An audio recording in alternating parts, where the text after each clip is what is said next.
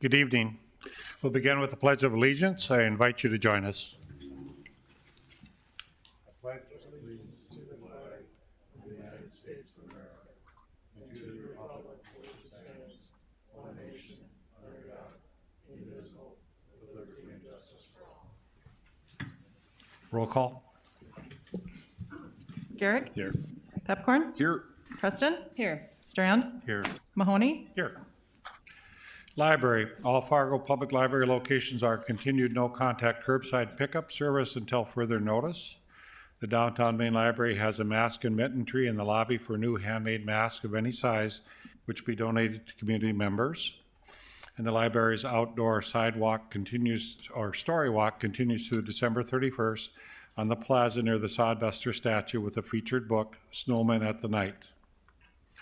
Police. Department personnel participated in the No Shave November fundraising event and raised $8,864, which was donated to one of the police department record specialists who is battling cancer. The police department is prepared to hire 3 new officers on January 11th, and those hires will exhaust the academy-trained pool of candidates. Recruitment is underway for the next Fargo Police Academy, which starts in May. The 3 officers who were graduates of the first Fargo Police Academy have completed the police training program and have been assigned to day and evening shifts. Planning. Nominations are due Friday for the Human Relations Commission's MLK Day Human Relations Awards. The Human Relations Commission presents the annual award to one youth, adult, and organization that promotes acceptance and respect for diversity and helps to eliminate discrimination. Please submit a nomination at fargond.gov/MLK. Other. The North Dakota Cares City of the Fargo chapter has received a $10,000 grant targeted stimulus award from the Bob Woodruff Foundation to combat food insecurity for veterans and their families in the community. The City of Fargo chapter is an extension of the state ND Cares program to strengthen an accessible, seamless network for the support of the North Dakota service members, veterans, families, and survivors. The food insecurity funds will be accepted and distributed by the Cass County Veterans Service Office, Project Heart, operated by Center, Inc., and supportive services for veterans' families administered by Southeastern North Dakota Community Action.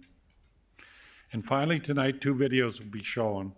The first features the grand opening of Broadway Square, and the second shows the Fargo Fire Department response to a large fire.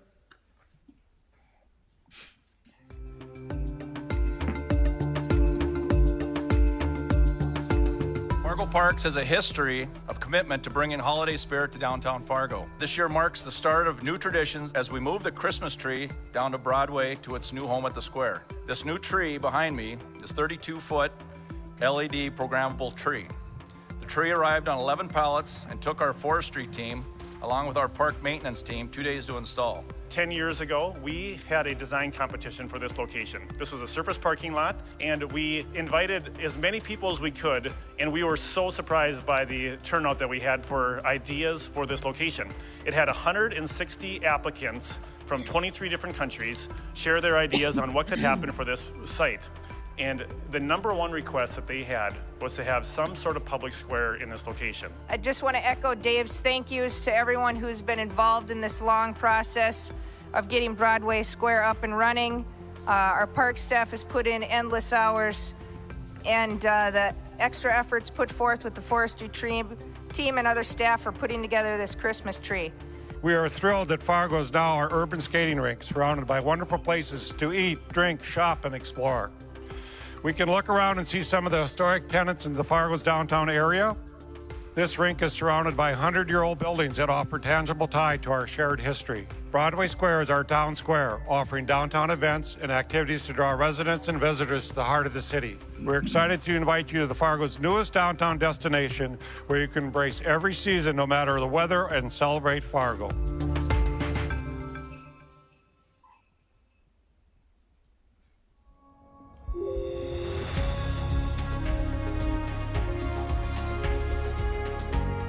At about 3 o'clock in the afternoon, fire crews were alerted of a fire at 1418 First Avenue North. Upon arrival, crews reported that fire was coming out of the building already. due to the heavy smoke and how things were stored within the building, caused the crews some difficulty in getting in there, very slow progress moving forward. At that point, we started to notice fire venting through the roof. Crews were then pulled from the building because of fear of collapse. Mutual aid is requested when a fire reaches a certain size where it taxes the resources of any one city. And in the fire on Saturday on First Avenue, when it went to 3 alarms, we had already committed 8 of 9 fire companies and 36 off-duty Fargo firefighters. We request assistance from Moorhead Fire Department and the West Fargo Fire Department. You know, most fire departments in the country use some sort of mutual aid. So we use it when an incident expands beyond the resources of the responding jurisdiction. Unfortunately, what we see nationwide is when you don't call in mutual aid or you don't have those other resources, you end up working your firefighters extremely hard. They lose situational awareness, they make a mistake, something bad happens, and you don't have the help there. Knowing that we have neighbors that are going to come in and help us, it makes all of our departments more efficient. Fire of this magnitude and the equipment that we were using, we used 3 ladder trucks, 2 from Fargo and 1 from West Fargo on this fire because of the intensity of the flames, not wanting to put crews in close proximity, not knowing exactly what was inside the building. A drone is a great situational awareness tool for the incident commander. It provides an aerial view with a thermal imager and a color camera. It can detect heat signatures on a building before the fire breaks through the building, so that can lead the incident commander to make tactical decisions on where to deploy people and fire streams. A quick fire knockdown requires less water and reduces the amount of water damage to a building. One thing for the public to be aware of is that when we're operating in these scenes and we have to stretch a hose line across the street, they do need to move around the area. Going over a hose line jeopardizes the safety of the firefighting crews that are inside. If a car or a truck rides over a hose, we risk that hose rupturing and we lose the water supply, which is the line of protection that our crews use if they are inside the building. Our biggest issue that we want the public to know is that they're the first step in preventing fires. We can provide a lot of education, but it's people doing the right thing because they're the ones stop these things from happening. And so if we always operate in safe manners, use things in the method that they were intended to be used, we will have a safer.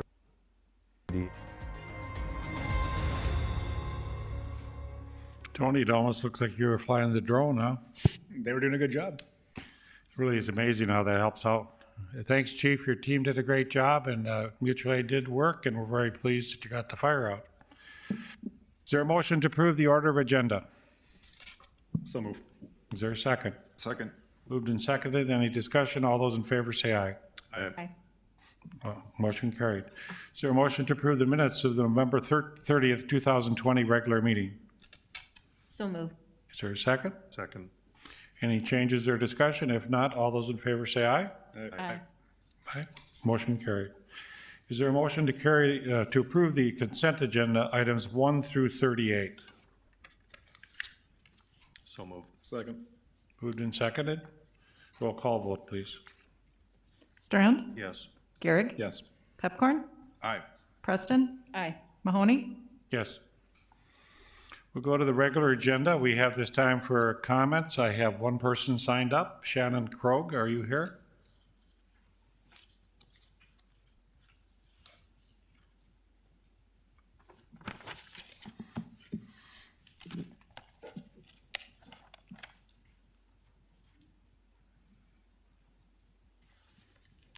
Kimber, is that all we had? Okay. We'll close resident comments. We're a little early for the 5:15. We could go to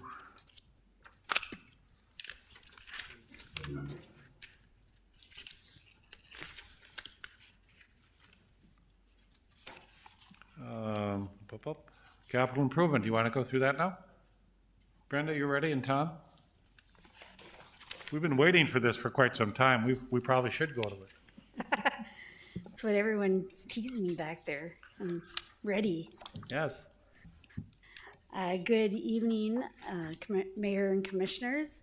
We're excited we'll quickly go through the slides on our presentation and then answer any questions you might have after reviewing our CIP. And then also We are looking for a recommendation today on approval of the CIP. So in the city of Fargo, we have nearly 1,400 lane miles of pavement, which 55% are asphalt and 45% are concrete. This equals 10 million square yards of pavement to maintain, which is equivalent to 1,500 football fields. Our water main network is over 500 miles long, and 71% are PVC, 17% are asbestos, and 12% are either cast or ductile iron. Here's a glimpse of our CIP history looking back to 2017. You can see the totals for our total CIP, and then what we do is we give you the number that removes the new developments, the alleys, and the flood. New development and alleys are 100% special assessed, and they are constructed upon request. And then also all the flood projects are paid by flood sales tax. So when you look at that bottom number, that really kind of gives you an idea of what we've been spending annually. And then what we did also is we gave you our original CIP for 2020, and then we show you that reduced CIP. Our proposed 2021 and 2024 CIP have the different funding elements there. We've got our federal and our water main, our flood control. We have our pavement preservations. And then one of the things, the new development that you see on there for 2021, that number is actually based on requests that we've already seen for next year. So you can see the total CIP, and then again, we take out that new development alley and flood. For the 2021 CIP capital improvement plan funding, we've got a mix of special assessments. We did get $2.5 million in the prairie dog funds. We got our sales tax, our flood sales tax that will go to our flood control projects. And then we've got the outside funds, which is either federal aid. And the outside funds you see in new development is the developers are now paying for their LOMR work, the letter of map revision.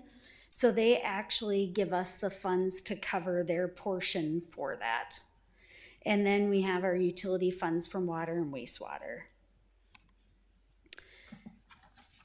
So Brenda talked about summarizing our previous CIPs and our upcoming. So I'll just talk a little bit about how we got to where we did. So first of all, how do we prioritize our funds? First of all, it's maintaining our current infrastructure. And so that would be projects like pavement preservation. Next would be to maximize the benefit of our outside funding. And those would be a good example of that. It would be our federal aid projects. Making improvements that benefit the most people, our arterial roadways, and then ultimately replacement of infrastructure to support redevelopment or reduce maintenance costs. A good example would be water main replacement and or street reconstruction projects. So a number of factors we look at when we program our projects. One would be our pavement condition index. Another is just the age of infrastructure, needs, street light or traffic signal, and looking at the average daily traffic counts. Of course, flood control needs, and then coordination with some of our other departments like Public Works and Planning, looking at what areas of town are most problematic or expensive to maintain, or those that need infrastructure replacement to support redevelopment. So talking a little bit more about the pavement condition index, we do hire a consultant every 4 years to perform a pavement condition survey. They follow an ASTM standard, ultimately rating each segment of roadway between 0 and 100, 100 being brand new, 0 being completely failed. And then we take all that information, we put it into a pavement management software, and that helps us select our projects. So most recent was in 2017, and our next one we are proposing to perform this coming year in 2021. So I'll try to not go into too much depth. This is a passion of mine, so I'll try to hold it back a little bit. But so really pavement condition gives us a rating of that pavement. So we try to, I've tried to put it in terms where people can hopefully understand just kind of a basic description, a relative remaining life, and then maybe you as a user, what you might feel. Now, pavement condition isn't a rating of ride. It is distresses in pavement. but those distresses cause ride issues. So as you see, you go down the list, an excellent roadway, very smooth, minimal deficiencies that are going to cause ride impacts. You go down the list and you're just going to get more bumps, more rutting, more cracking that's going to cause more issues. So overall, our pavement is pretty good. Again, our information is reliant on that 2017 survey, and then our pavement software tries to estimate what we are today, and this is what it does for an estimate. So our total network is at a 82.48, which is on the very low end of that excellent rating.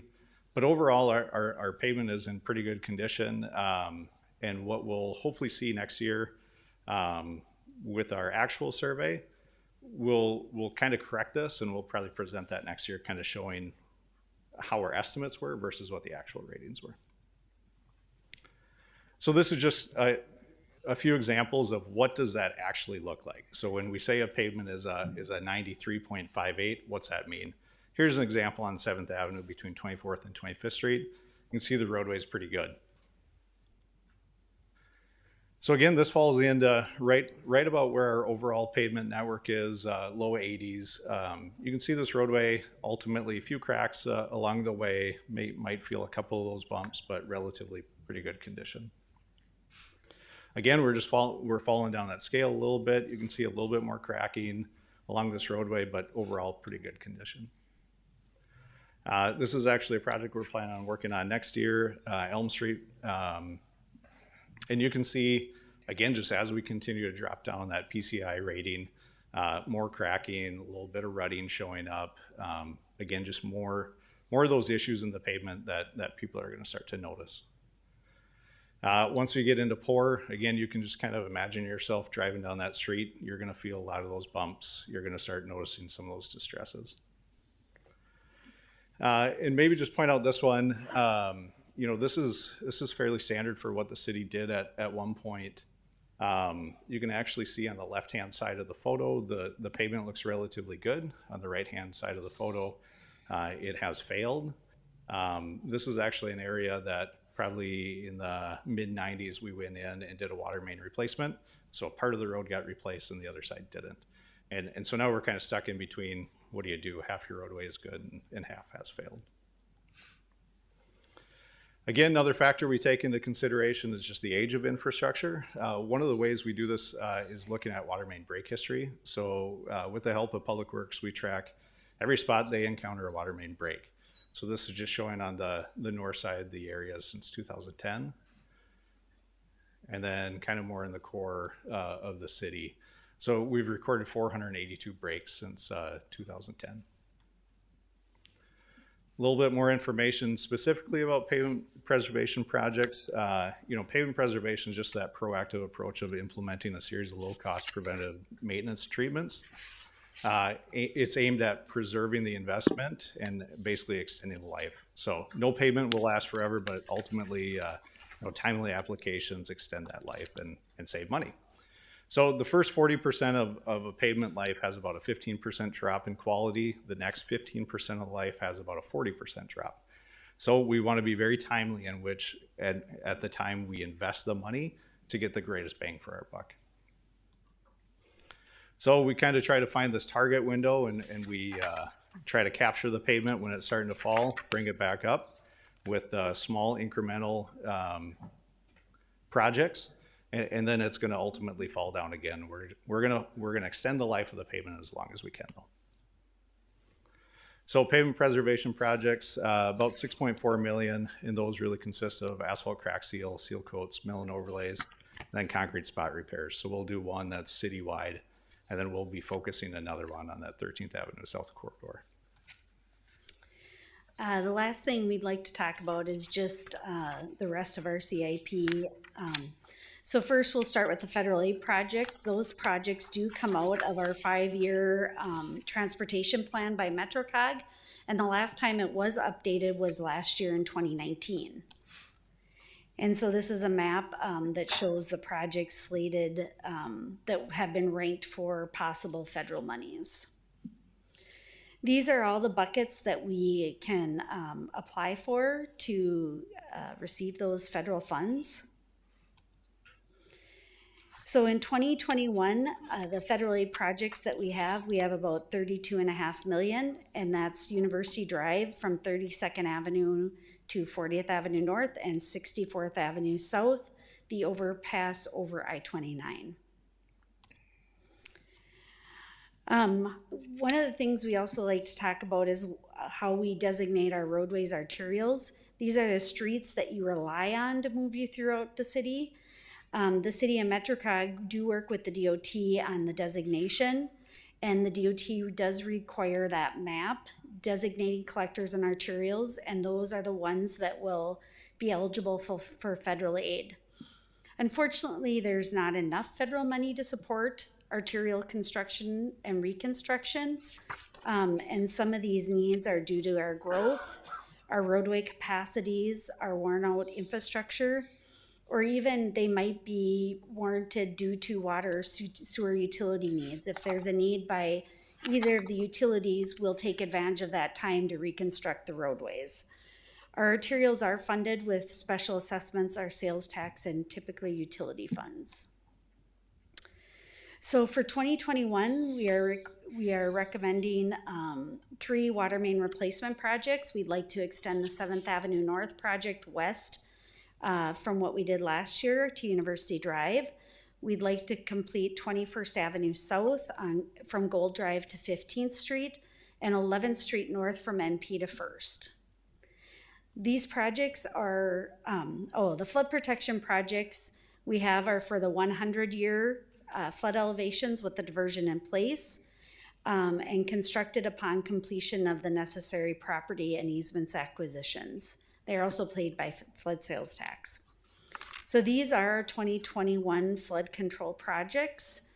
You can see we've got 31.7 million, which is a large amount of projects. We are hoping to have those acquisitions associated with these projects ready for the spring.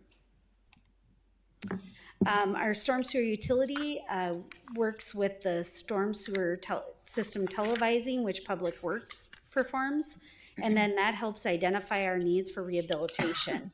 Some of those projects include outfall repairs, drain repairs, lift station rehabilitation, and some storm sewer modeling. Our traffic signal projects are to keep the existing components or modify to operate differently.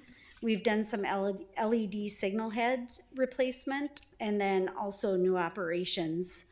We've been adding some flashing yellows where before we just had the standard red lights, red turning arrows. We've also used them to install new traffic signals or crosswalk devices, and then also our railroad quiet zones. So for our 2022 projects in our 4-year plan, their federal aid project, we have 32nd Avenue from 32nd to 22nd Street, and then we have 4 water main replacement projects. In 2023, we will be completing 52nd Avenue from where we left off last year to Cheyenne Street. And then we also have Main Avenue from 25th Street to University Drive. And then we have 3 water main replacement projects slated for 2023. And in 2024, we're completing 32nd Avenue from 22nd Street east to University Drive. And then that year we have 5 different water main replacement or street reconstruction projects. And we will take any questions you have. Excellent report. You guys done a lot of good work on this, and thanks for cutting it back from the 50 slides, but you did a really good job tonight. Any questions by any of the commissioners? Or Commissioner Preston? I know that I asked you when I met with you, but remind me, for this last year, the drop in the amount of CIP projects that were done. What was the reason for that? Go ahead. Kind of twofold. Some of the drops were due to flood projects that either got pushed out further. So that's some of the projects. And then just with the COVID, not knowing in the spring what kind of staffing load we'd have for the summer, because really a lot of those projects we bid out early this year to be able to have the whole construction season to construct them. If I could ask, Go ahead, or yep. just make one other statement.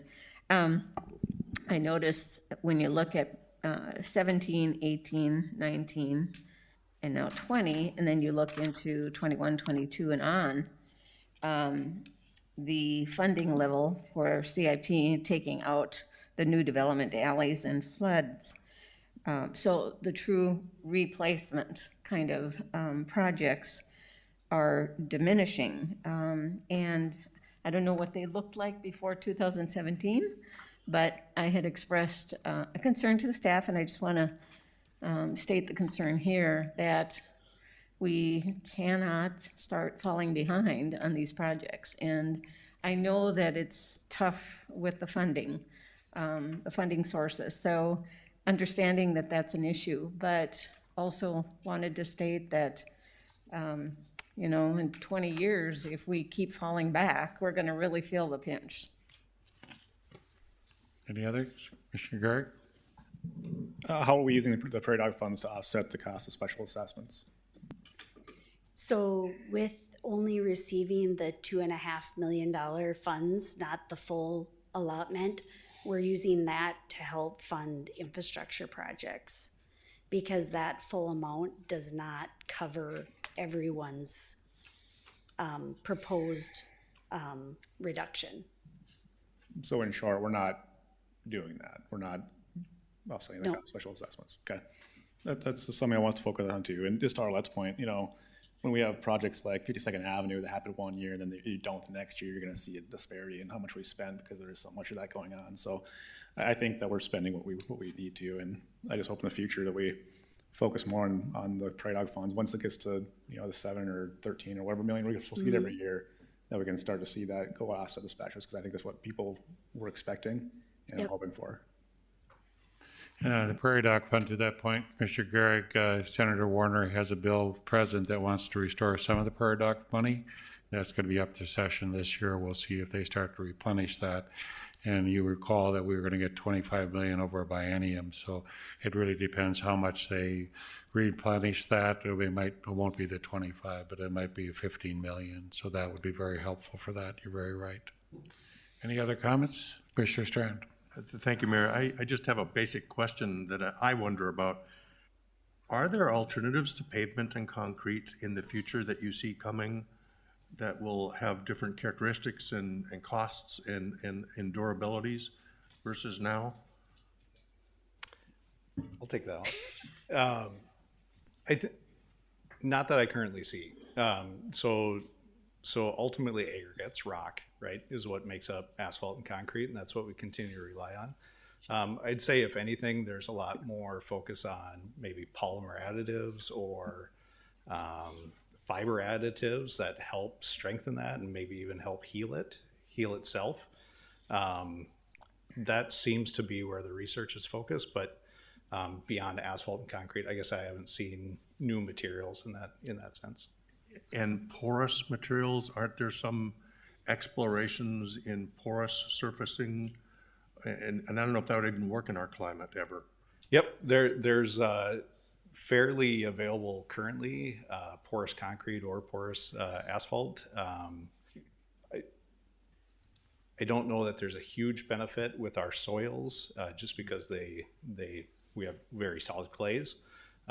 Where normally a lot of those permeable pavements are just to let the water soak into the ground and get away that way. So unfortunately with our soils, I don't know that we have the greatest application for it. Thank you. Commissioner Pepcorn, do you want to comment on Commissioner Preston's comment about keeping up with replacement? I think you looked at it in engineering a while back, what rate we have to keep going. Do you want to comment on what's gone over the last 5 years? I totally agree. I think it's very important. I think we all agree on that. So with that, I'll make a motion to approve the CIP. Is there a second? Second. Any further discussion? Roll call vote, please. Pepcorn? Aye. Preston? Aye. Garrick? No. Strand? Yes. Mahoney? Hey. Public input opportunity, Renaissance Zone Project, FM Title Incorporated for the commercial lease project located at 1213 Northern Pacific Avenue North. Nicole Crutchfield to explain.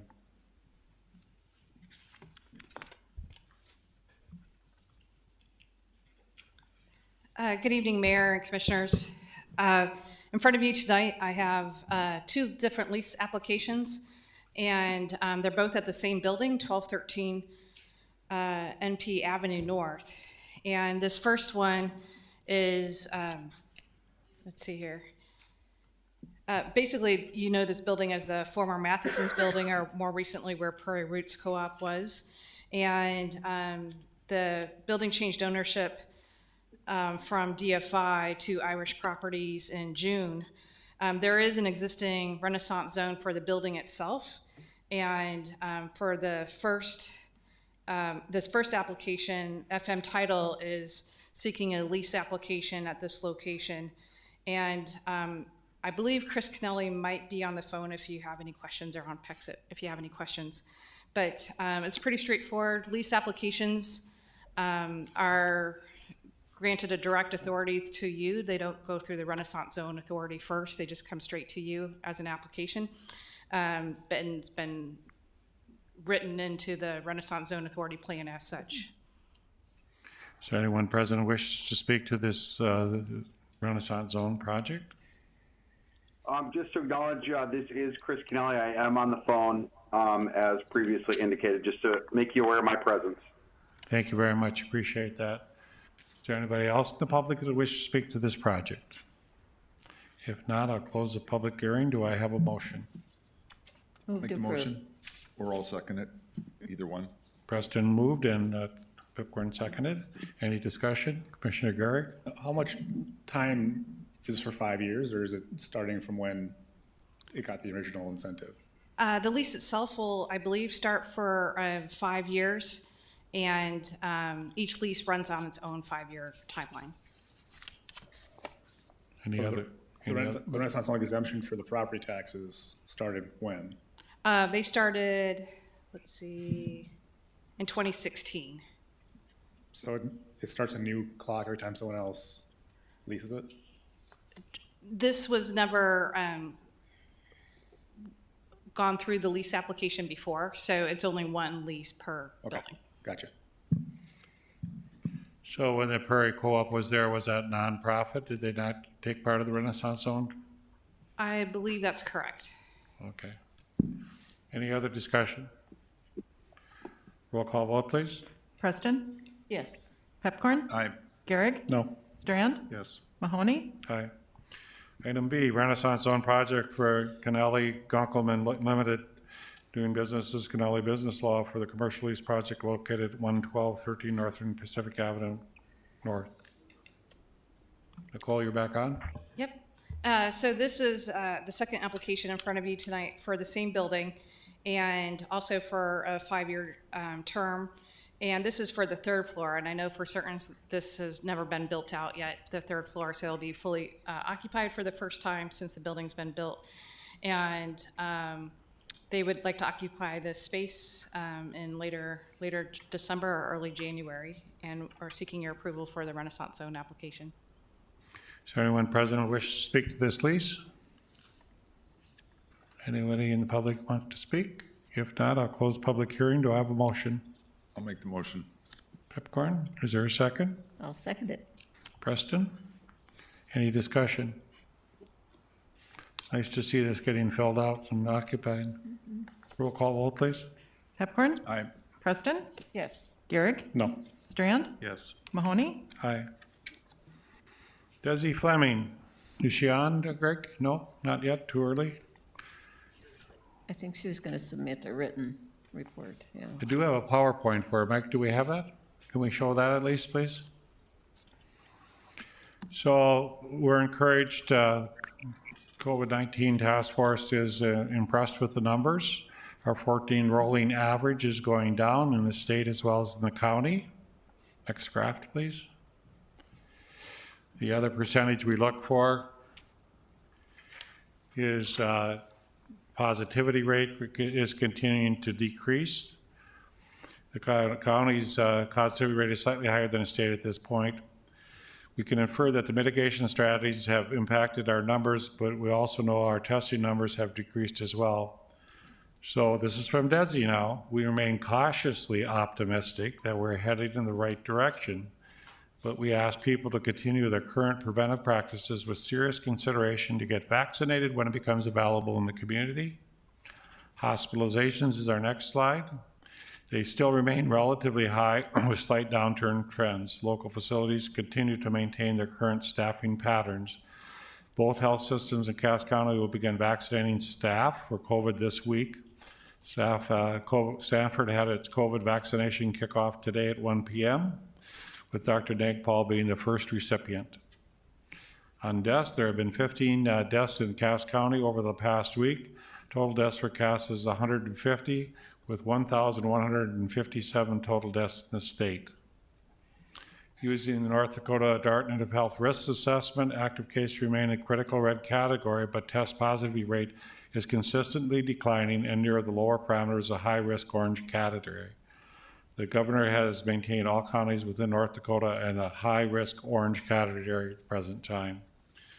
I think what we're waiting for, Desi would say, is kind of see what happens over the next couple of weeks. We are pleased with the direction things are headed, but as we all know, we're going into the holiday season, and it's of concern. Mike, you're on next, temporary winter homeless sheltering. Thank you, Mayor and Commissioners. Good evening. I'll be speaking to items 42A through D. We'll have various staff presenters that will join us at the podium. I just want to also highlight a couple of things that were approved in your consent agenda this evening. Earlier, the mayor in his opening remarks commented about item number 16. That was a Woodruff Foundation support for the Cass County Veterans Service Office. That's for a food security program that was sourced from North Dakota CARES funds. And then also item number 25 was an extension of the transit system's fare-free policy for the first quarter of 21. That will be contingent on action that I believe will occur this evening as well at the Moorhead City Council. So staff again will present items 42A through D. First, Jim Gilmore will walk us through a slide deck on unemployment statistics. Nicole will have items B and C, and then I'll come back and speak to item D, which is the business assistance program. Thank you.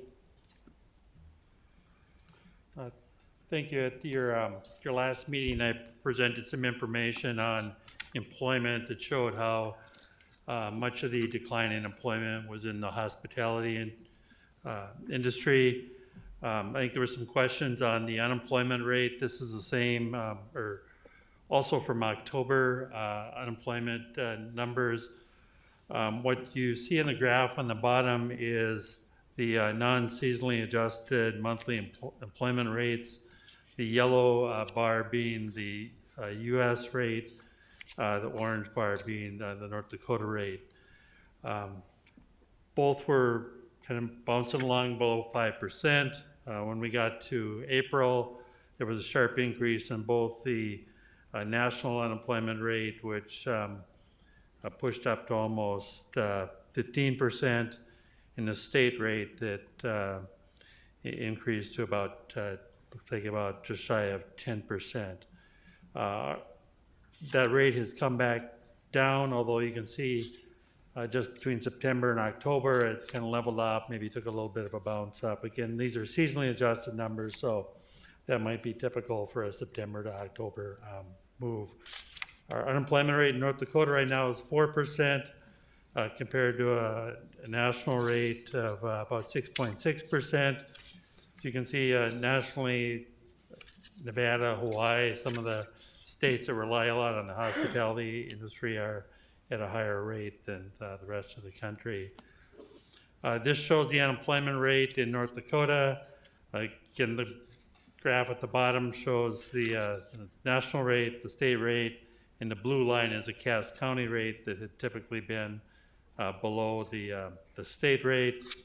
Our Cass County number peaked at 9.6% in Fargo in April, and it's come back down, but again, it's kind of leveled off. Again, in Cass County, that rate is, I think we're at about 3%. You can see in western North Dakota, the Dickinson, Watford City, Williston area have higher unemployment rates in the 9 to 11% range. A little hard to read with the size of the number, but again, you can kind of see the unemployment rate. This is Fargo specific, was typically last year below 2%, jumped to 9.6 in April, and now has dropped back down to 3.1%. These numbers, I guess, so I can zoom in. You can kind of see that a little bit closer. This is the metro area. The metro rate isn't that much different than Fargo, so I won't go over that.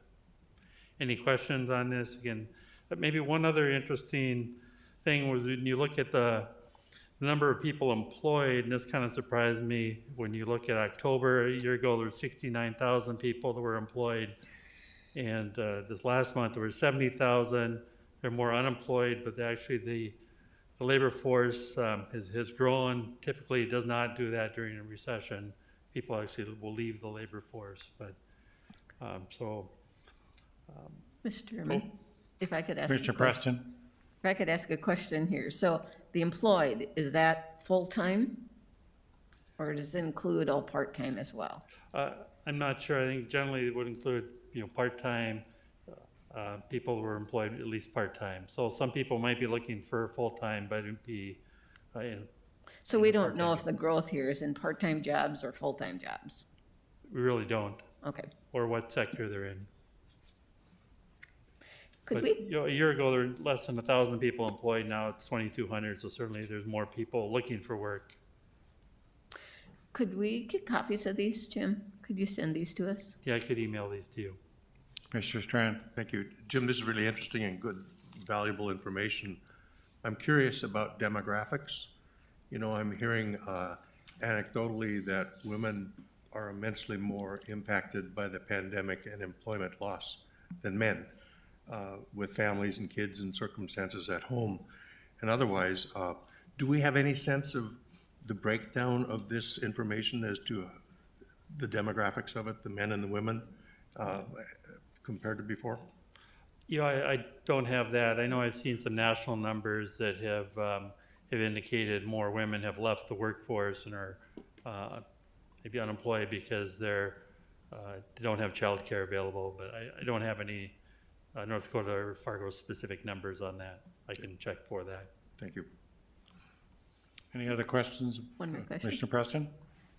Is there tracking over time by the month, average annual or average salary? It'd be interesting to know a little more about what's happening in the last 11, 12 months in that regard. I can check into that just to see if I think there might be some information on payroll numbers, Okay. but Very good. thank you. Who's next? Nicole?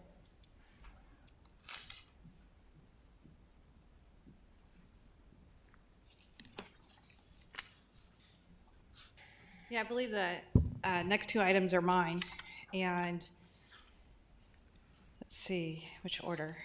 So the first item is related to, the winter sheltering needs, and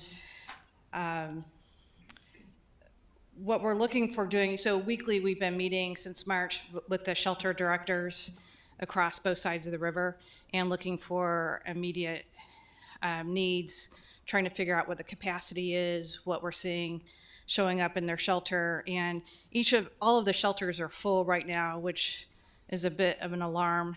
And usually they were full as of August.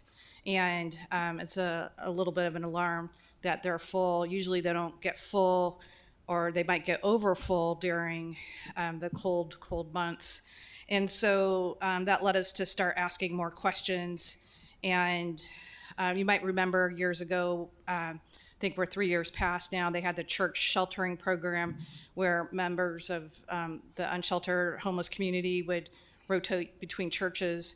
And that was all done by nonprofits, church providers and organizers. And so they're no longer doing that program. And in the years past, most frequent years past, each of the shelters were able to handle the capacity needs if they were surge in the winter. But right now we're seeing that they're not able to due to the CDC guidelines, and the spacing guidelines is taking up more square footage. And so that's what's causing the extra alarm. So through that, we've been looking for spaces that we could rent or utilize this winter, and partnering up with the Minnesota Continuum of Care, the Minnesota COC, as well as Micah's Mission, Churches United, Pastor Sue Kosterman, and others in our community, looking at renting a building at 1015 30th Avenue South, Moorhead. The beauty of this location is it's on the bus line, it's easy access, and people that in the shelter providers can easily staff this. Not easily staff it, they're all at capacity too, but looking at it as an emergency resource if needed. What I'm going to be doing is trying to talk about this in February. And so wanted to float the idea out there. I've kind of been talking with administration and emergency services about being able to pay for the rent for this building, and as well as look at, there'd be some construction fit up to make it occupiable per Moorhead, Minnesota codes. And we'd be working with many, many partners. While it's just me in front of you tonight, there's many partners behind this request. Be glad to answer whatever questions I can. Any question on that aspect? You can continue then. Oh, I'm sorry, Commissioner Garrett. Where would the funding come from, or what would it? We don't know exactly. Right now, we're, I did take it to a finance request to the Finance Committee, and looking at CARES Act funds and other emergency funds, emergency service grant funds, which are rolling out the door from both states. And so we wanted to look at emergency services as part of that funding source. Okay, next part. Do you want to act on this one first? Oh, I'm sorry, do you need a motion? I make the recommended motion, Mayor. Okay, is there a second? I'll second it. Commissioner Fickler, need a comment? I just have a couple questions.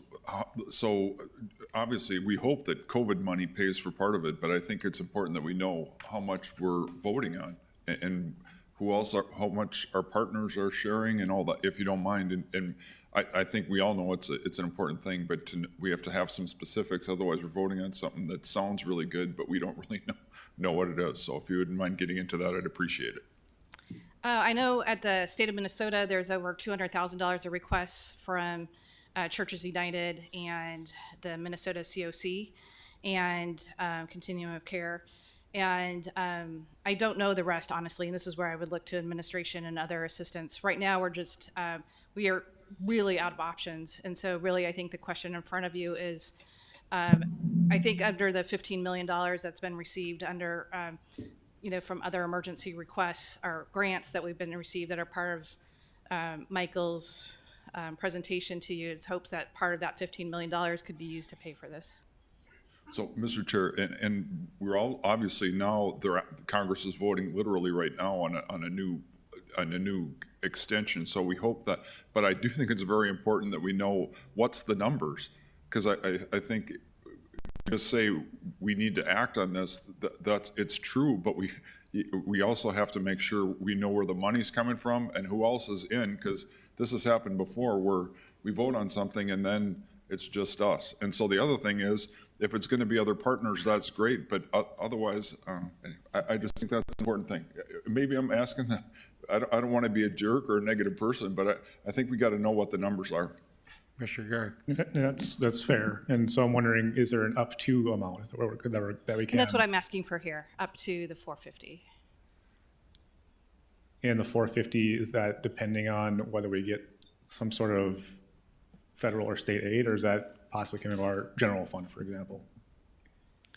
I would look to our administrators for assistance on that. Mike, you want to comment to that? Yes, Commissioners, thank you for the question. One of the pieces that was outlined at the Finance Committee and at a recent City Commission meeting was that we do have these dollars that are being infused to pay for public safety expenses, and that is going to be a bucket that we look to, as well as future CARES funds that may flow in 21, as Nicole intimated. And so this is outlining some costs that will be coded to that bucket today, and then if there's additional reimbursements that flow, those will help reimburse other expenses down the road. So this is all within our larger effort of $54 million now of COVID. So yes. Thank you. You're welcome. So Commissioner Gregg, do you want to have a limit to how much is in that? Well, I think that's what the motion was, right? Yeah. Yes, okay. Any other comments? Roll call vote, please. Strand, Yes. Preston, Aye. Garrick, Yes. Pepcorn, Aye. Mahoney. Aye. Next item?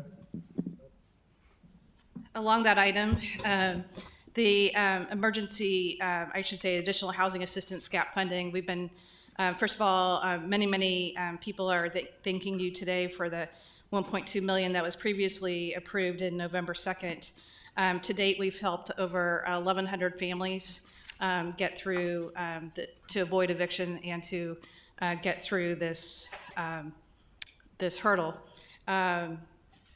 We do see an additional need for another $1 million that we'd like to ask for reserve, probably along the same lines. This would be gap funding. Starting in January, we'll have CDBG, Community Development Block Grant dollars. We also have the Rent Bridge North Dakota program and other sources of funds for assistance, but we're also looking to get us through the rest of December and through the first part of January, and as primary source of funds. And then after January, since the December 31st cutoff is with the other CARES Act funds, it gets very complicated. And after the other CARES Act funds, then this would go into a reserve for if the other programs fall short. And I know that wasn't a very good explanation. To date, we're looking to, we assist on average $1,250 per tenant or per household. It's really interesting looking at the ledgers. We pay the landlords directly. The money never flows through the tenant itself. And so we get to look at those ledgers. This is work that we don't normally do. We're only doing this as part of the pandemic. And so you can really see people fall off in July when you look at those ledgers with the unemployment, the extra $600 a month ending. We know the extra $300 a month is ending soon, if not already. And so with the evictions coming off, we don't know if they're going to act on that tonight, but with the evictions coming up, potentially coming off, we are really fearful of people continuing to get in their arrears and then showing up at the shelters that are full. And so this is all part of a master plan, if you will, to assist during the pandemic. Do I have a motion? Mr. Chairman, I'll move. Is that what you said? Did you ask for a motion? Nicole, can you remind us what your motion might be? Approve City of Fargo to allocate an additional $1 million for housing assistance gap funding to be administered by SENCA, Presentation Partners in Housing, and the City of Fargo's landlord tenant program. Sorry, I thought you were asking for a motion. Yes, I was. Okay, so moved. Is there a second? Second. Further discussion? Commissioner Strand. Thank you, Mayor. I know this information isn't available now, but I'd be curious through time if we have access to this. My hopes are down the road that landlords and developers who've received immense business incentives, targeted tax incentives, are being congenial with their citizens that are at risk.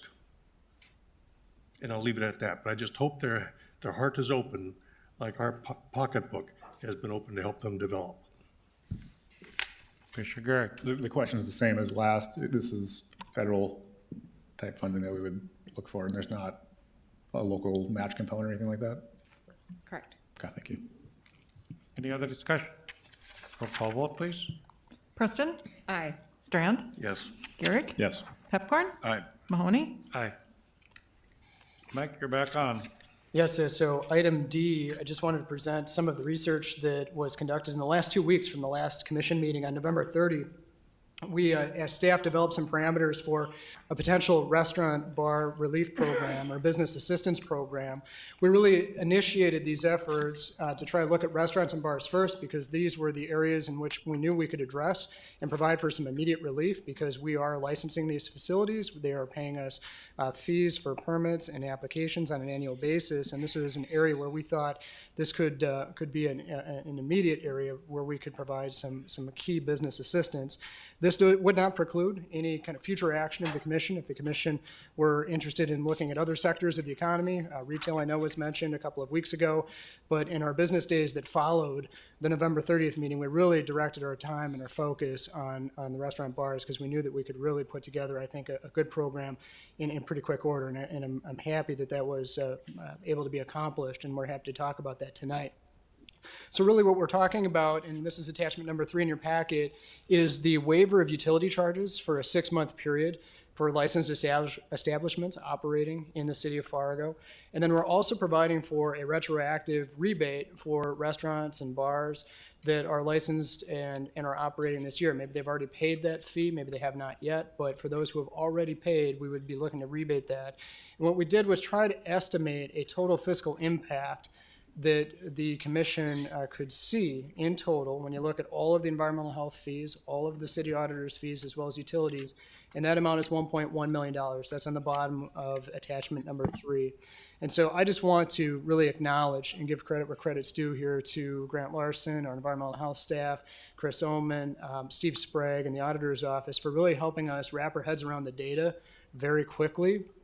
This was a project that came together really because people, I think, pulled together and said, you know what, I've got that data, let's put it all together and see what we can do. And so this is what really happened over the last 2 weeks. So a big credit goes to those individuals, and this would be a program that, as the commission talks about next steps and implementation, could become effective on January 1 of 2021, and is something that we can put into effect immediately. So if there are specific follow-up questions as you have your next discussions here on the items that follow, we're happy to be Mike, would you available. just address the property tax so then we all have Yes. one motion, please? So on the property tax side, we did not address property taxes in this particular program. This is just looking for utility relief for 6 months and the environmental health and city auditor's fees only. There's some practicalities there as it relates to providing for property tax relief that we worked with the city attorney's office on, but it was just deemed to not be a practical, immediate type of relief that we could provide at this time. So we're really trying to target something that we could do today and make it effective for January 1, and that's what was done. So defer to Eric in the attorney's office if there's additional specific questions on some of the legal mechanics there under state law as it relates to the property tax. But happy to answer any questions. Steve Sprague also in the audience tonight, Kent Costa, and then I believe Grant Larson is still on the phone as well. Thanks for the team that worked on this. Commissioner Garrick. Eric, if you could just explain in layman's terms, is it just not legal to rebate the property taxes? Is that what we're getting at? Well, there may be a program you could develop that, allows for contributions to be made by the city toward it. It'd be, just have to be a program developed. But if the question is, can you just somehow grant an exemption of taxes, it's a state, mechanical process that it just isn't capable for the city to do it that way. And so if we were to find a rebate or a payback program, that would affect other people. That would take taxes basically from other people and fund it that way. Is that correct? Yes, that's correct. The other problem you have when you're trying to rebate taxes is, property is bought and sold every day. Who are you rebating the money to? Sure. Who is the owner? And you have, complicating features that might make it cost prohibitive and impractical. So my item is item G, so I'll just resend that now, and if anyone has a problem with that, let me know. But if it's not practical, or if it's not within the bounds, then I'll just not move forward with that. Do I have a motion? Oh, I'm sorry, Commissioner Strand. Mayor, maybe Nicole can answer this, or Michael or somebody, but isn't there through community development a funding line item in our budget for property tax relief for people facing hardship? If I recall, it's $15,000. I'm not sure. I'm just trying. Maybe there's a way of connecting these people to that program through community development planning if they're facing hardship. But if you could help us. Actually, we do not have a program like that. We have a special assessment rebate. I'm sorry. That's right. So, Very good. Do I have a motion? Oh, I'm sorry, Commissioner Preston. If I could just ask one question. So how many establishments are we talking about this impacting? And have you figured out the average impact and to an establishment?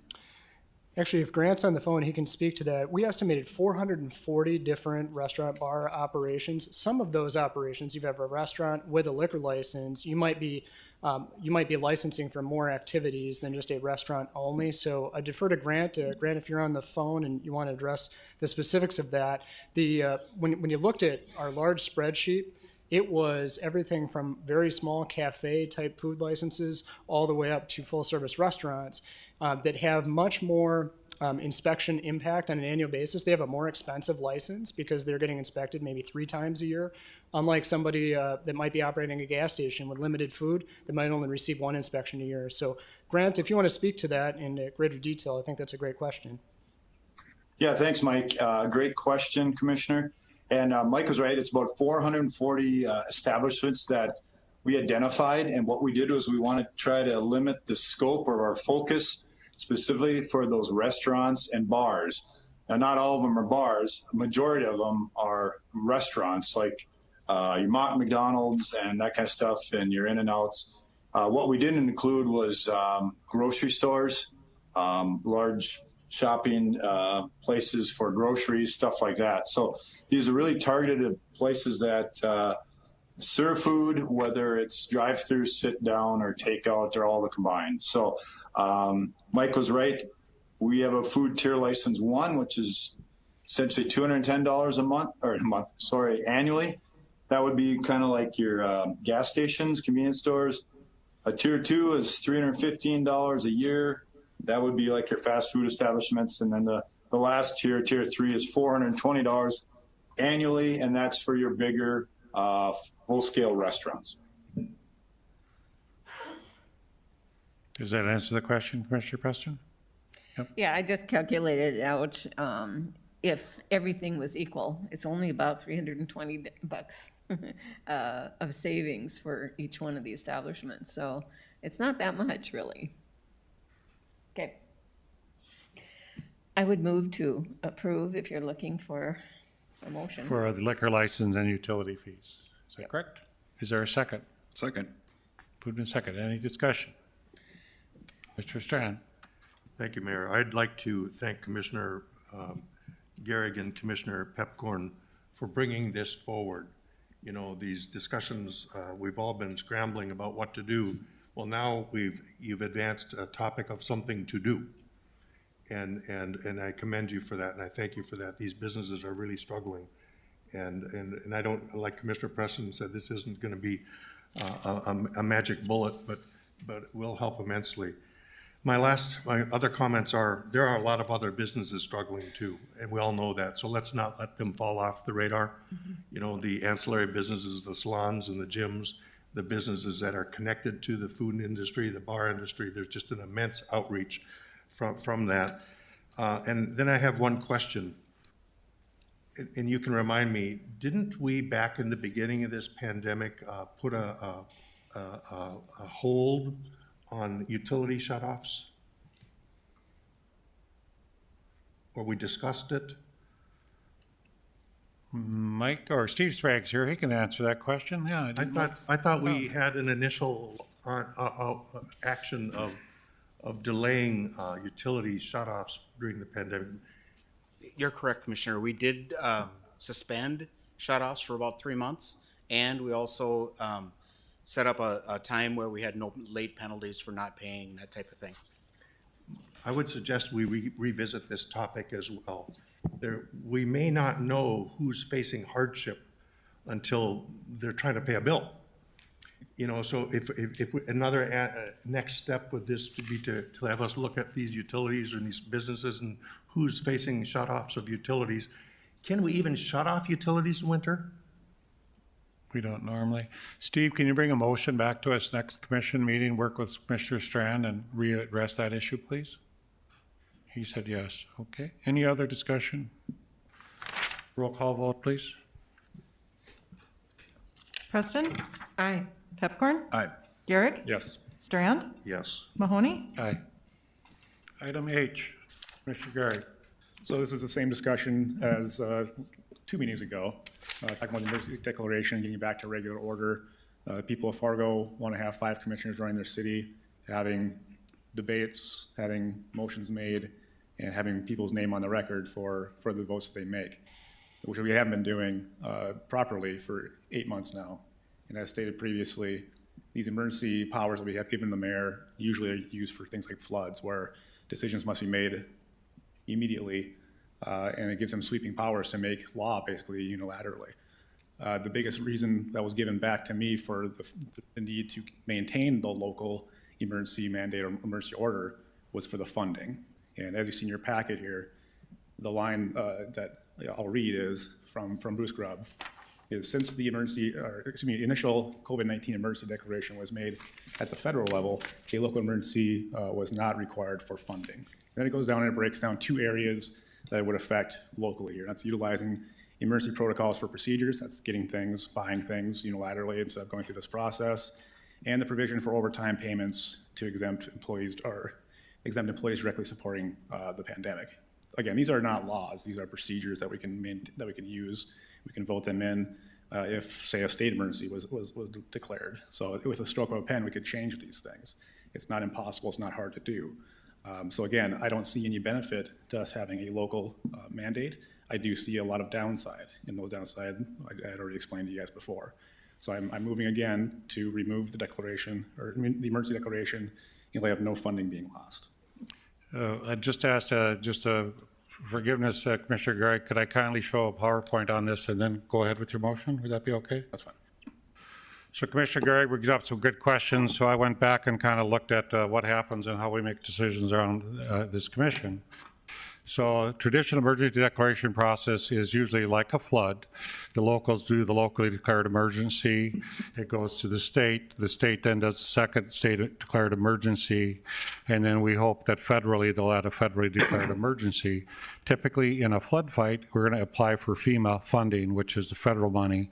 So typically in those types of disasters, you have to have this sequence of events. Next slide. So in 2009 with the flood, we had our emergency declaration start date and end date. Federal funding we received was over $9 million. The problem with the FEMA, which we discovered even in this pandemic, is the time it takes for them to pay. So that takes quite a bit of time. Initially, the state asked us to apply for FEMA funding and then apply for COVID funding at federal and the state level. And we explained to them that it was rather complex, it would take a while. Well, what happened is all the small communities in the area could not, it's really hard to pull out all the paperwork for FEMA funding. So this is really complex. So then the state went to the idea of giving it for police officers being payment of salary for everybody across the state. That was the easier way to give COVID funding, and that's why we have that funding. In addition to that, we got some healthcare funding as well. Just go back one slide, please.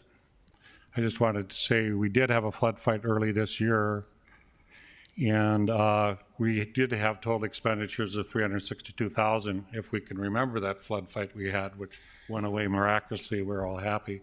But as you can see, we'll still be waiting on that for some time for FEMA to make the declaration and pay it off. It has to wait till everybody in the state of North Dakota has put in their claims. Next slide. So this was different. COVID-19 was different because guess what happened? The feds did the declaration first. The governor immediately put his declaration in the same day, and then locally we did it last. So we're kind of upside down on this particular aspect. Next slide. So it was declared on March 16th, or we declared March 16th. It was declared by the president and the governor March 13th. It was extended indefinitely by the commission vote of 5-0 on April 6, 2020, until it could be ended by either city commission. There is a quote in the ordinance that it could be the mayor as well that ends it, and commission elected to go until the pandemic issue is over, then it would be taken away. At that time, it was believed that the local declaration was necessary for funding based on prior experiences, and Fargo, West Fargo, Cass County, and more had all declared local emergencies together. Next slide. Now, what happened after the 1997 flood, there was some confusion about how to handle exempt employees and if they worked overtime. So in the 1997 flood, when we had that flood, there was no policy by the city of Fargo on that particular aspect, and we had a lot of people who worked overtime that were exempt, could not be paid. So a Fair Labor Standards Act recognizes that they could work, and the city of Fargo adopted this policy. Under extremely unusual conditions, when the mayor and the board of the city commissions officially declare an emergency within the city, exempt employees are eligible to receive overtime pay. So that addresses our thing in the health department, police department, fire department, different areas where people are working. Next slide. So the other thing we did, it not only emergency does, it allows temporary procurement policy to use in emergencies, which allows the city to utilize temporary funding from state and federal, which not otherwise be left on the table. For instance, more recently, the Conton COVID-19 drop-in center. Temporary emergency procurement policy also allows the city staff to purchase items other communities may be competing for and purchase in rapid time, potentially fevers for the vaccine or some other supplies that we might need. Next slide.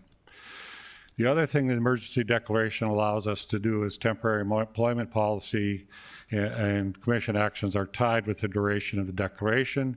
We had a vote just recently on liquor sales and the ability to have liquor due to takeout, and the commission voted at that time to do it until the until the emergency declaration was over. The thing that we did find in tracking the extra pay, is we are paid overtime for the following employees, and these are the numbers that you'll see there. That money is in the healthcare COVID money, but we have to have an emergency declaration to be able to pay our people. So to Mr. Garrick's comment, yes, the money is there, but we have to have the policy that emergency declaration is done in order for our employees to get it. Next slide. The other thing is that we do have money applied for FEMA, that originally round in which we did FEMA, and it's mostly for PEE products that we did. So we have $96,000 that we are eligible for with FEMA, but we have not been paid yet, and we don't know when that will come. And just as was talked tonight, we don't know, but anticipate additional federal and state appropriations may come out that will help us with some of the things Nicole Crutchfield talked about tonight. And we would hope that the federal government will give us more money to help us with the gaps that we feel there in our community. Next slide. So on the mayor's emergency declaration, it has to be known to the commissioners that the emergency declaration powers are only related to COVID-19. I cannot do any other orders that are not related to COVID. So the ability to convoke a curfew, to do evacuations, to temporarily regulate alcohol sales and travel within the city, and to limit occupancy and hours of business, all have to be related to COVID-19. I cannot go off that track. And any of the commissioners can bring forth ordinances in regards to that as well. Next slide. So, purpose of the emergency declaration, it triggers temporary enhanced city financial policies, which so far have utilized us to have $2.8 million in funds out of a $6.2 million available thus far. That includes funding for upcoming landlord-tenant program to the tune of $1.2 million.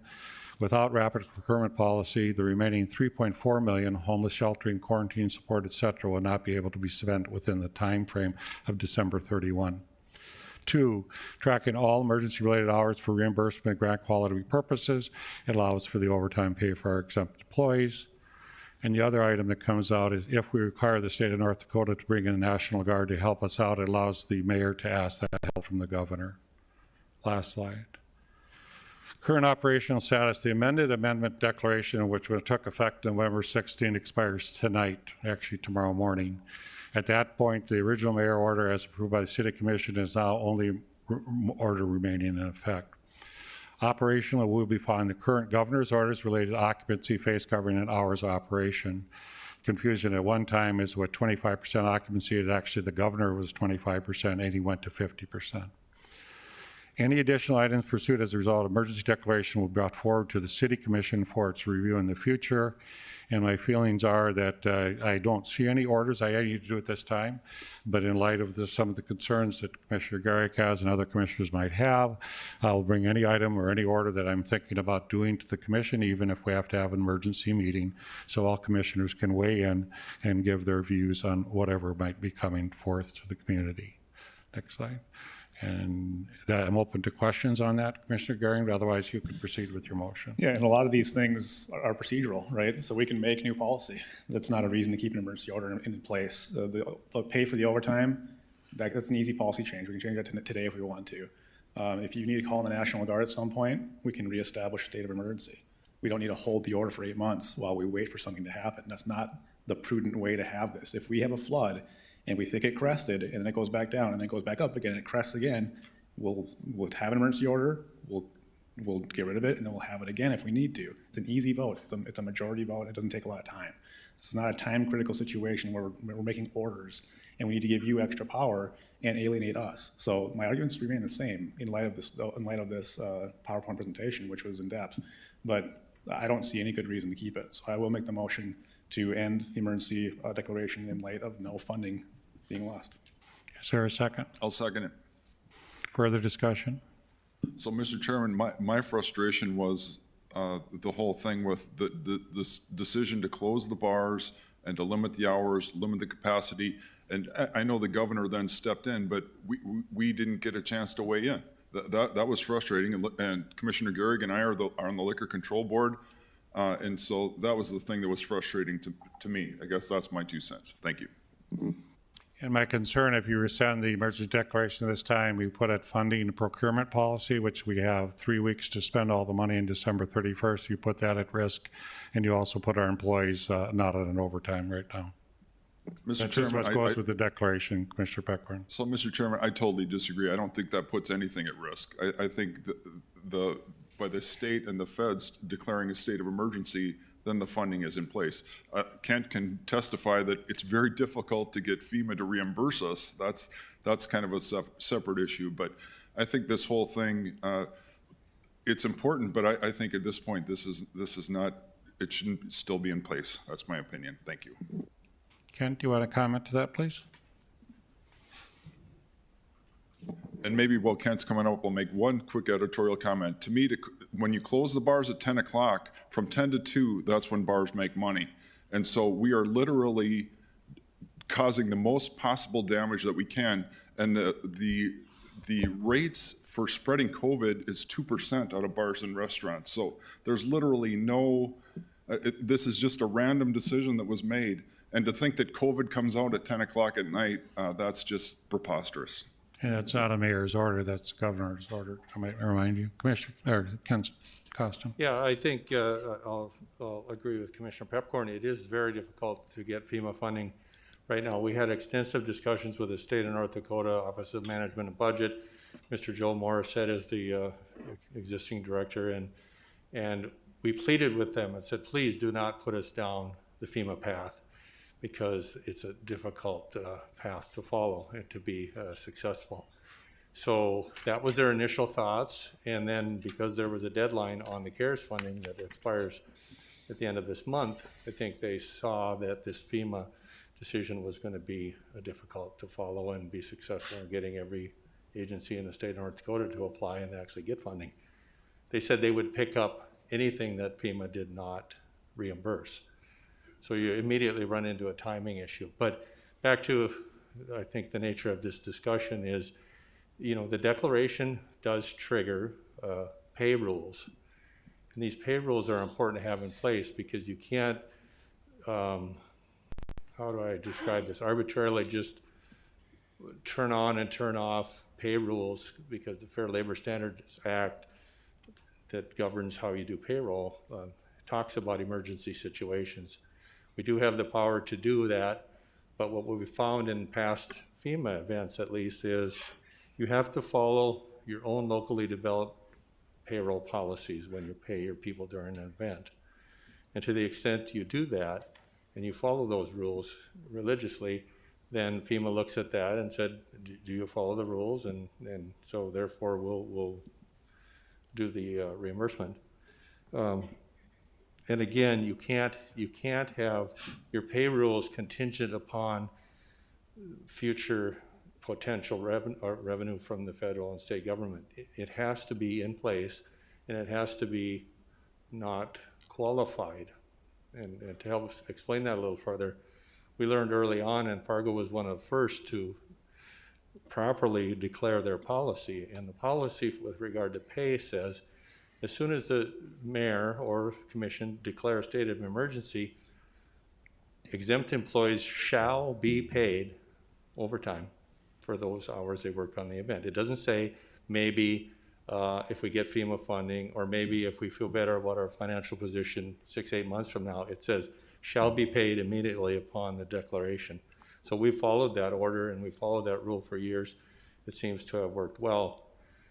The other issue then with regard to pay on a long-term event would be pay equity.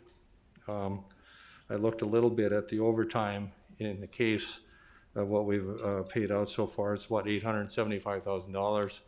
And when you look at the exempt faction of that total. It's about 70%, or excuse me, it's about 80% of the pay is to exempt employees. So if you don't follow what our existing rule, what this rule does right now is it makes everybody on a level playing field. They all get paid overtime. If you were to take it away, your exempt employees, in this case 80% of the people working on the disaster, would have their salary capped regardless of the hours they worked, and then their hourly employees would accrue overtime because that's the way the pay rules work. So we believe that the policy was set up to be an equity issue that's in alignment with the FEMA rules. It's in alignment with the Fair Labor Standards Act, and has worked well. And then with regard to the procurement issues, the emergency purchasing policy is in place for those rare instances where you just need to move quickly, you need to make quick decisions, you need to get some things in place. The activities that you're seeing with regard to quarantining, sheltering in place, and the activities that Nicole has been working on feverishly for the last month and a half or two, she exercised her right to use emergency purchasing policies to get this money obligated and get it out into the hands of the people that really need it. The landlord-tenant situation is a prime example of that. So those are the purposes of those policies, and they are in fact triggered by the declaration. So I just kind of wanted to get into the weeds a little bit about that. If you have further questions, I'd be happy to try to answer those for you. Any questions? Mr. Garrett. I'll just reiterate that it's policy. Policy can be changed today. We can say that with a majority vote of the city commission, we now allow exempt employees to receive overtime until such date. It's just a policy. We can change policy on a dime. It's not state law, it's not federal law. It's not even hard to change. We can do it right now. So to use these things, these fringe things, to say that we need to have an emergency, given all the downsides of having an emergency, I think is losing sight of what we're talking about. And I know I'm going to say it before anyone else does, no one is saying this isn't an emergency, but it's not a flood. Health emergencies need to be handled differently, especially long-term health emergencies. So to give the exact same powers to the mayor that we would in a flood that lasts 10 days or 2 weeks, and say it's good for 8 or 9 months, or God forbid it's 14 or 16 months, it's not prudent. We need to keep up on this. If we can declare an emergency, we can get rid of it, and we can declare it again if we need something to do. But there's no issue I see here that would preclude us from meeting on a Wednesday night, voting on whatever we need to buy that day, and then moving on with our lives. We're all available human beings. We all have cell phones. I think what Ken's concern is you have to have a policy that's consistent for the feds to agree with it, and when you're changing it every other week, it's not necessarily a consistent policy, so. Any other questions? Any other discussion? Commissioner Strand. Thank you, Mayor. This is a really good discussion, but 9 months later, we're talking about the powers of a city commissioner. You can put something on the agenda if you want. You can call a special meeting and request it if you want. You can rescind or reconsider motions that are made all the time if you want, if you choose to. So thank you, Mayor, for accommodating us to say we can consider more if you initiate any new orders, but don't be fooled. You already have these powers. Because you haven't acted on them is not his fault or anybody else's fault. So a question, another point I'll make. I have a screen capture of the other night where one of our commissioners was on TV and they posted our phone numbers, asking for the public to clamor out and tell us how they wanted these emergency powers curtailed. I got 2 calls, maybe 2 emails. So there's no public demand to tell the mayor to remove these powers. In fact, it backfired. Nobody called to speak of, and people expected us to hear from the public. So I think it's time for us I like and respect the actions you brought regarding the businesses. This is the way forward. Let's bring action items to the commission. If you have topics, bring them forward. We're not victims, but we all lead.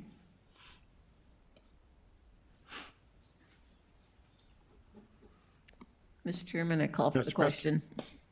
Roll call. Garrick? Yes. Pepcorn? Aye. Preston? No. Strand? No. Mahoney? No. So we go to request nomination commissioner to serve on the selection committee for the Director of Diversity, Equality, and Inclusion position. Mike Redinger to explain. Yeah, thank you, Mayor and Commissioners. Very briefly, I'll just highlight some of our activities that are planned in our recruitment process for the Director of Diversity, Equity, and Inclusion.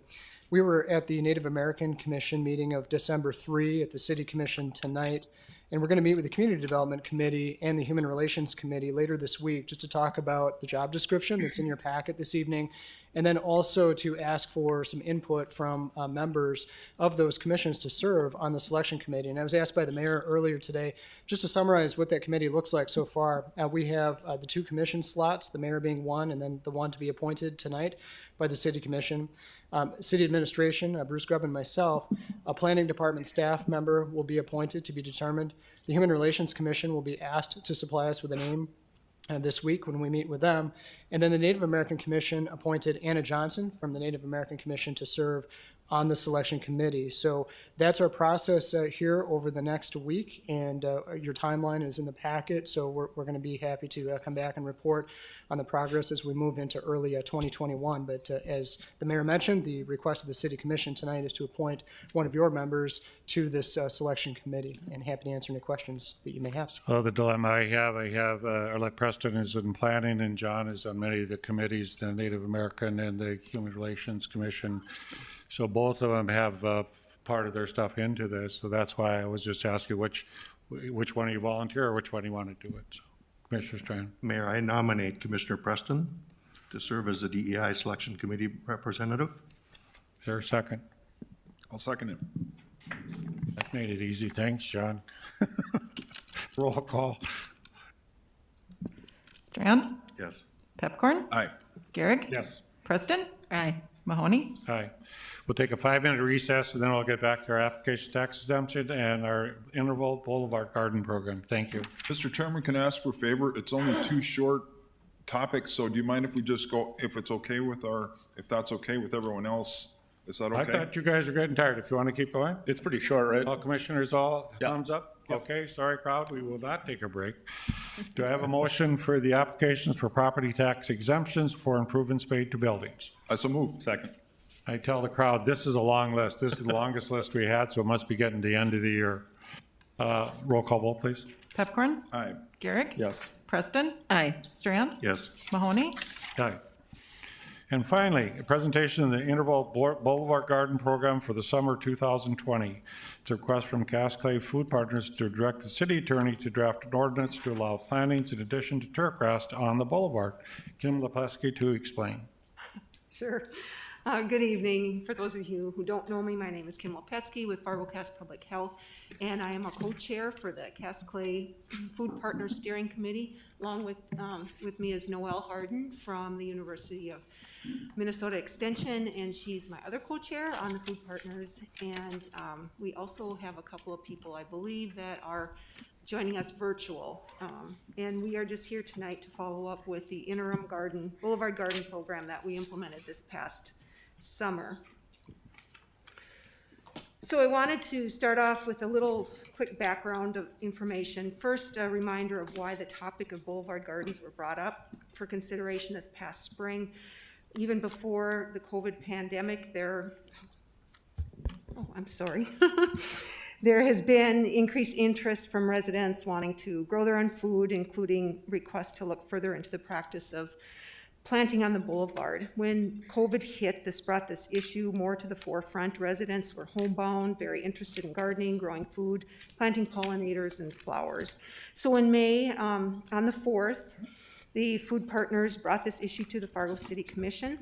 At that meeting, we were directed to work with other city departments that might be impacted by allowing boulevard gardens, and we came up with some policy recommendations to permit the practice. This was to be a temporary program for the 2020 growing season with a sunset clause of September 30th. We obtained approval from the zoning administrator to do this, and due to the time crunch, we adopted the Moorhead Boulevard Garden program, which was in effect since 2018 with a few minor changes. So we returned to the City Commission in May, on May 18th, presented the program, which consisted of the permit application, terms and conditions, and an educational component. This information was included in your packet for reference. The City Commission approved the temporary policy. Fargo Public Health administered the program from May 18th to September 30th, and then we were directed to return in December to present a report, which is why we're here tonight. So as far as the report, we had 11 total inquiries, people who are interested in applying or interested in finding out more information about this. 3 carried through with the process and became permitted. We had a few partial applications and some that decided not to apply. There was 6 people in that category. The reasons why they did not apply, a couple of them wanted to plant perennials. And since this was temporary, they didn't want to risk the expense of doing that if this was not going to be permanent. It was too far into the planting season for a few people to plant. A few felt the restrictions were kind of strict. One had a boulevard that was not conducive to planting. And the insurance requirements were an issue for a couple of homeowners, the additionally insured section.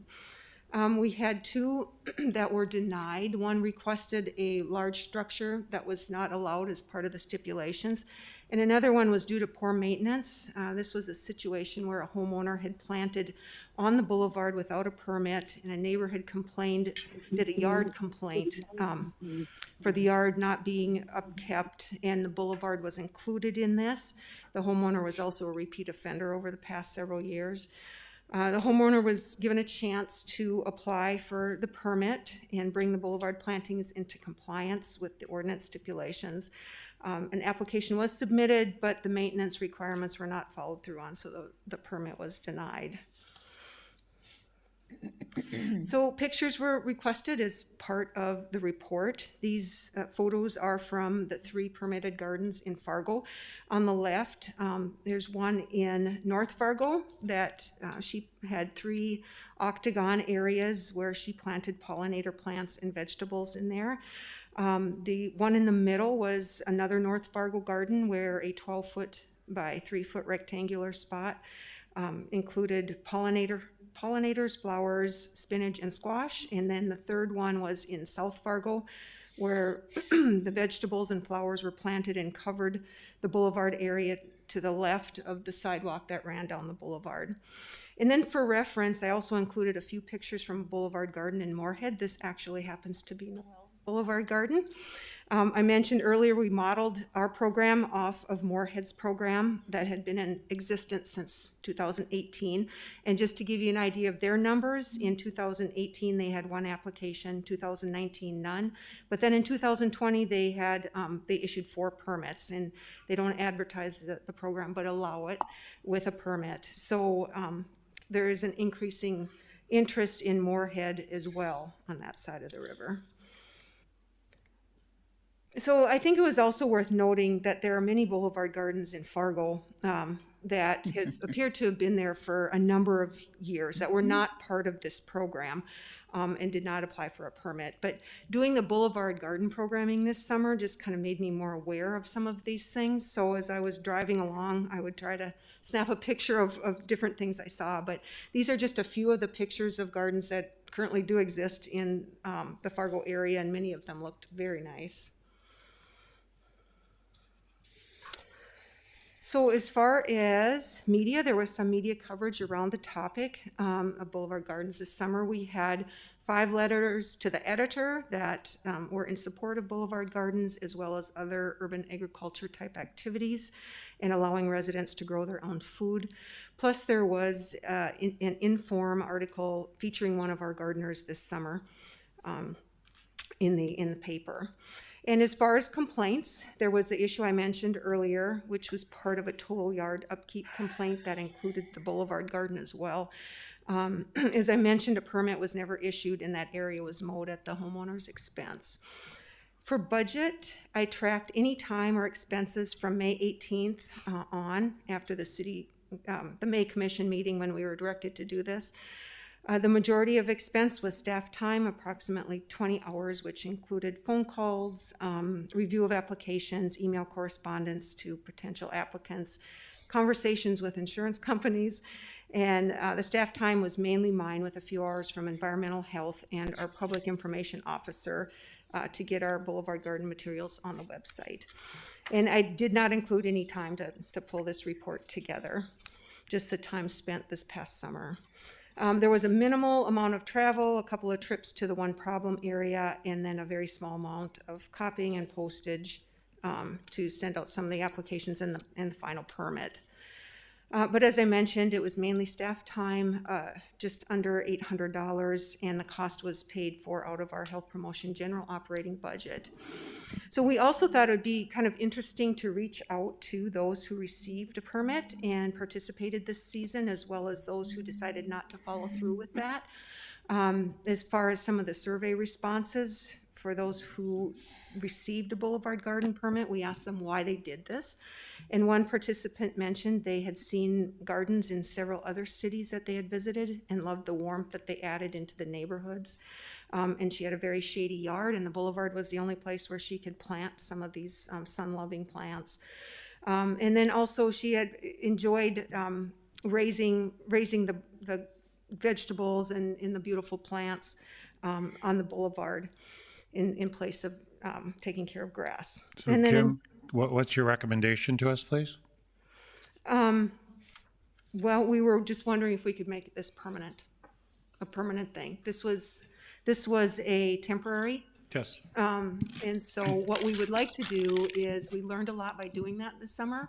We would like to take a look at the stipulations that currently exist in the interim recommendations. We had some really good input from some of our Boulevard gardeners this summer and some of the residents that did not participate. So do you want to bring a suggested motion back to us with the changes that you're anticipating? You have a motion, right? We do have a motion. It is, I'll move the suggested motion. yeah, it's to make it, number one, to make it permanent, but then to direct the city attorney's office to work with the Fargo Cast Public Health, the food partners, and impacted departments to draft an ordinance that allows plantings in addition to turf. Is there a second? On the Boulevard. Second it. Further discussion? If I could just make one suggestion, make this as simple as possible. And I don't know the reason for permits and applications. It would be nice if you could get rid of all of that. Okay. I second that too. I like that. And that was a lot of the comments that we got. We had too many restrictions. There was too many steps to jump through to get to doing this. So. Very good. Commissioner Strand. Maybe we do just that. Amend the order, John. Pardon me? Amend the motion. Well, Commissioner Preston, you sit on the Cass Clay Food Partners. Is that your sense and advice to us, and yours, or? I've been to one meeting, so. I would say just have the staff investigate it, and we'd have to have an ordinance come back to us anyway. Yep. So. You're just saying, let's make it simple, and that's in the motion, Yeah. you're directing the city office, but Eric, you heard the message, they want it simple, okay? I hate to be a wet blanket, but there are some issues associated with extending the use of the right-of-way that the city's responsible for in a number of ways. We can deal with that. What if we declare an Let's emergency? be creative. Well, if you declared emergency, you'd have no problem. So Mayor, can we put wind turbines on them too? And sell firearms. With some chickens. The other I'm still with discussion. Roll call vote, please. Garrick? Yes. Preston? Aye. Pepcorn? Aye. Strand? Yes. Mahoney? Aye.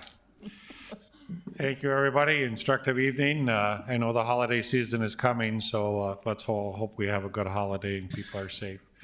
Meeting adjourned. One Mr. Strand. last thing, Mayor. When Saturday hits, we should all wish Bruce Grubb, our city administrator, a happy birthday. Happy birthday.